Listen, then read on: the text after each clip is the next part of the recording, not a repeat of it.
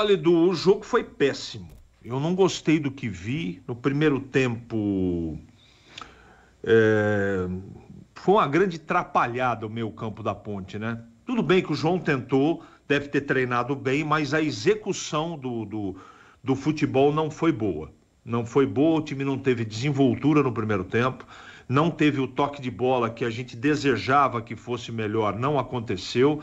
As peças não se conversaram, o Bochecha não caiu bem nesse jeito da Ponte jogar e desta maneira de escalar o time. Eu não gostei do que eu vi no primeiro tempo, falei isso quando você me provocou no intervalo do jogo. E no segundo tempo eu esperava mexidas e reposicionamento. Ele até mexeu, mas não resolveu absolutamente nada. E esse jogo foi arrastado tecnicamente de maneira péssima até 35 do segundo tempo, quando ele resolveu colocar ao mesmo tempo o Renato e o Gé. Aí a coisa mudou. E eu terminei o jogo 0-0 com a impressão, aquela impressão que eu tinha, a prática do que aconteceu me trouxe a certeza. Se ele mexe antes, eu tenho certeza, apesar do Pedrão ter salvado a Ponte, que a Ponte poderia trazer 3 pontos para Campinas.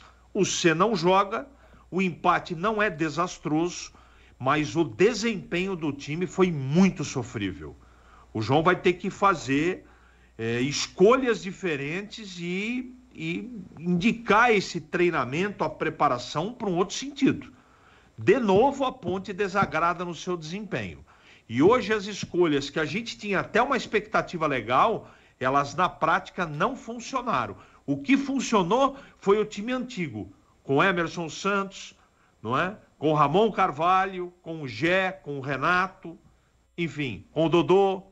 Então, não dá para desprezar o empate, mas o jogo, para mim, foi o circo dos horrores à 10ª potência, Edu. E para registrar